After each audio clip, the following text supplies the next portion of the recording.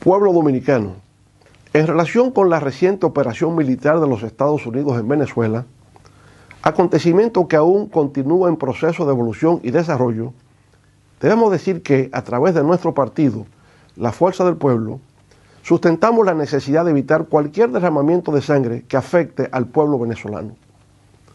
Por consiguiente, aspiramos a que por medio del diálogo y la búsqueda de consenso se pueda arribar a una paz duradera que garantice la convivencia civilizada entre sus ciudadanos, premisa fundamental para el progreso y el bienestar. Estamos conscientes de que el hecho más reciente que ha contribuido al desenlace actual de la crisis venezolana ha sido el cuestionamiento a la legitimidad de las elecciones presidenciales del 28 de julio del 2024, en las que participé como observador electoral. En esa calidad, en la que actuamos con total imparcialidad y neutralidad, consideramos que no se podía proclamar el triunfo del candidato del oficialismo debido a que no se habían presentado las actas de escrutinio. A esa decisión arribamos luego de diversas consultas con los miembros del panel de expertos electorales de las Naciones Unidas, con representantes del Centro Carter y con el ex canciller de Brasil y asesor del presidente Lula Silva para asuntos internacionales, Celso Amorim.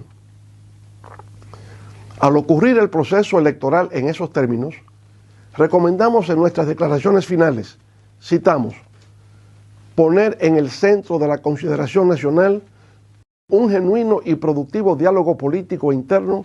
entre los propios venezolanos, termina la cita. A eso agregamos, citamos, esta propuesta busca ofrecer un camino hacia la paz, la reconciliación y la estabilidad política en Venezuela y esperamos que pueda ser aceptada y apoyada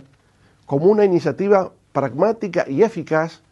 para evitar nuevas confrontaciones que impidan el desarrollo económico y social de la sociedad venezolana, termina la cita. Podemos decir con toda modestia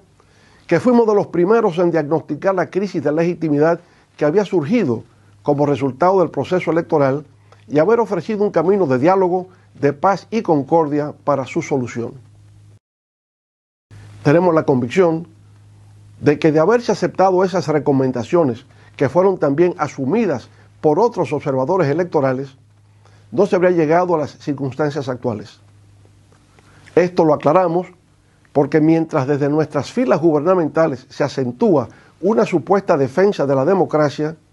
sin hacer referencia a principios y valores relacionados con la soberanía, la integridad territorial y la libre determinación de los pueblos, nosotros la hemos asumido con responsabilidad y entereza desde la génesis misma del conflicto. Hemos sido y seguimos siendo partidarios de la democracia en la República Dominicana y más allá de nuestras fronteras.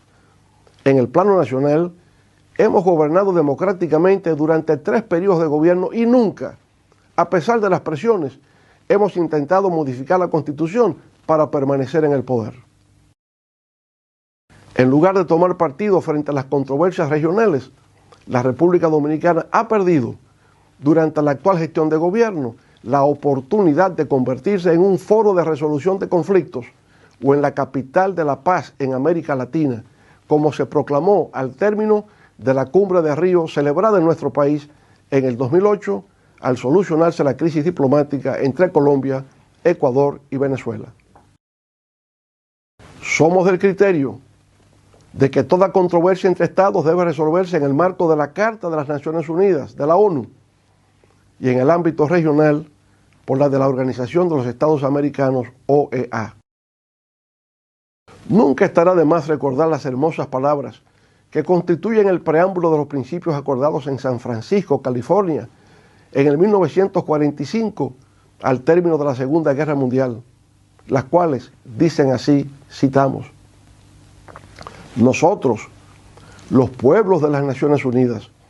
resueltos a preservar a las generaciones venideras del flagelo de la guerra, que 2 veces durante nuestra vida ha infligido a la humanidad sufrimientos indecibles, reafirmamos la fe en los derechos fundamentales del hombre, en la dignidad y el valor de la persona humana, para la cual se requiere practicar la tolerancia y a convivir en paz como buenos vecinos, termina la cita. Por tales motivos, en la Fuerza del Pueblo compartimos lo estipulado en el artículo 2 de las normas de Naciones Unidas, de la necesidad de que sus Estados miembros diriman sus controversias internacionales por medios pacíficos, de tal manera que no se pongan en peligro ni la paz, ni la seguridad internacional, ni la justicia. Asimismo, de abstenerse en sus relaciones internacionales de recurrir a la amenaza o al uso de la fuerza contra la integridad territorial o la independencia política de cualquier Estado o en cualquier otra forma incompatible con los propósitos de las Naciones Unidas. En términos similares, apunta la Carta de la OEA, cuando en su artículo 3 establece, citamos, el orden internacional está esencialmente constituido por el respeto a la personalidad, la soberanía e independencia de los Estados y por el fiel cumplimiento de las obligaciones emanadas de los tratados y de otras fuentes del derecho internacional, termina la cita.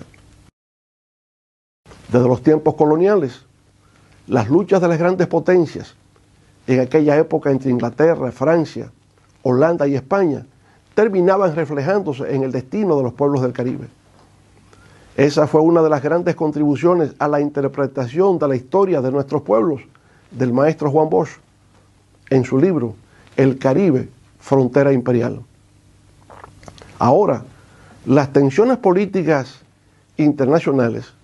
con el surgimiento de nuevas potencias, amenazan nuevamente el porvenir de nuestras naciones. América Latina y el Caribe son reconocidos internacionalmente como zona de paz. Y no deseamos que las turbulencias actuales que desestabilizan otras áreas del mundo vuelvan a enseñorearse en nuestro horizonte. Al hacer referencia sobre lo acontecido en la patria de Simón Bolívar, su santidad, el Papa León XIV, expresó su preocupación por la evolución de la crisis y manifestó su deseo de que la situación derive en un futuro sereno de colaboración, estabilidad y concordia, con especial atención a los más pobres. Instó también el Santo Padre a superar la violencia y emprender caminos de justicia y paz, al tiempo de reclamar respeto a la soberanía de Venezuela, al Estado de Derecho y a los derechos humanos en todos y cada uno. Por su parte, el secretario general de las Naciones Unidas, Antonio Guterres, en declaraciones ofrecidas ante el Consejo de Seguridad, por medio de la Secretaría General Adjunta para Asuntos Políticos y de Mantenimiento de Paz, representada por Rosemary DiCarlo, sostuvo, citamos, me preocupa profundamente la posible intensificación de la inestabilidad en el país, el impacto potencial en la región y el precedente que pueda sentar sobre cómo se conducen las relaciones entre los estados. A eso agregó, citamos, he subrayado constantemente la necesidad imperativa de que todos respeten plenamente el derecho internacional, incluida la Carta de las Naciones Unidas, que consagra la prohibición de la amenaza o el uso de la fuerza contra la integridad territorial o la independencia política de cualquier Estado, termina la cita. En su comunicado, en relación con la situación en Venezuela, el Ministerio de Exterior del Reino de España, en coordinación con sus socios de la Unión Europea, hizo un llamamiento a la desescalada y a la moderación, y actuar siempre con respeto al derecho internacional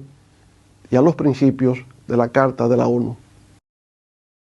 Pero en la misma sesión del Consejo de Seguridad, celebrada el 5 de enero de este año, 2026,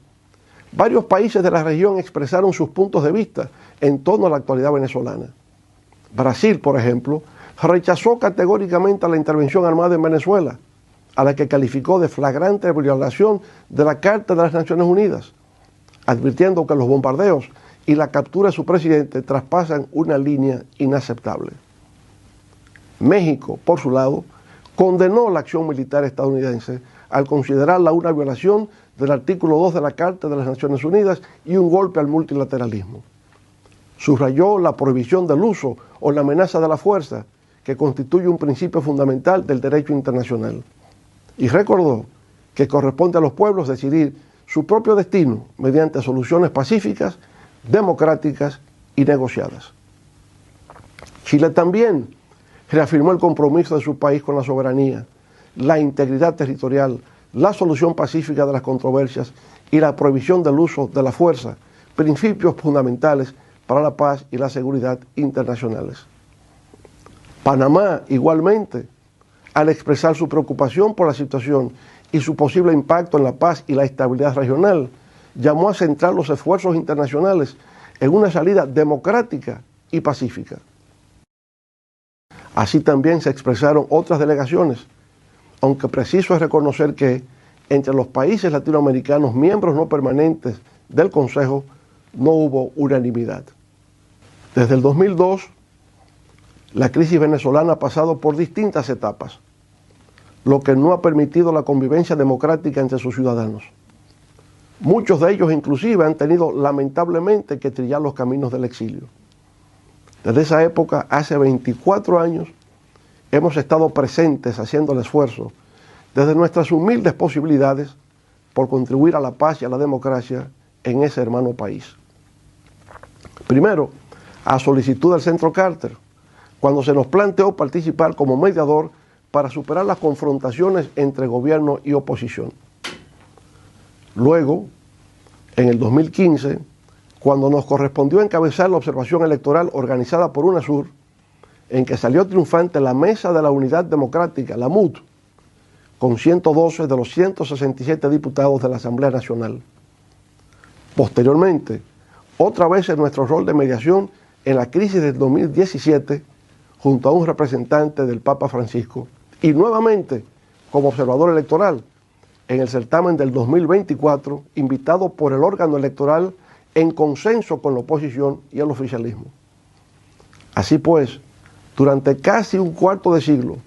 nuestro papel en Venezuela ha sido el de alguien que, en comunicación con el gobierno y los distintos grupos de oposición, ha actuado siempre de manera desinteresada en favor de la paz, la concordia y la democracia del pueblo venezolano. De eso podemos decir que nos sentimos profundamente orgullosos, pues ha sido también una forma simple y sencilla, pero honesta y profunda, de contribuir a devolverle a Venezuela todo lo que ese país ha contribuido con nuestra República Dominicana, a recibir en su tierra a nuestro padre fundador Juan Pablo Duarte y apoyar a los líderes del exilio en sus luchas por derrocar la dictadura de Rafael Leónidas Trujillo. El drama de Venezuela sigue en una diaria evolución, razón por la cual desde la Fuerza del Pueblo hacemos un llamado a la sensatez, a la tolerancia y al diálogo, para que entre todos los miembros de la familia del pueblo venezolano vuelva a resplandecer la llama de la libertad, la justicia y la democracia. Mientras tanto, aquí en nuestro país, la República Dominicana, esperamos que en este año 2026 el pueblo dominicano disfrute de progreso y prosperidad y que el gobierno pueda enfrentar con eficacia, entre otros, los graves problemas del alto costo de la vida, el deterioro de los servicios públicos y la inseguridad ciudadana. Muchas gracias.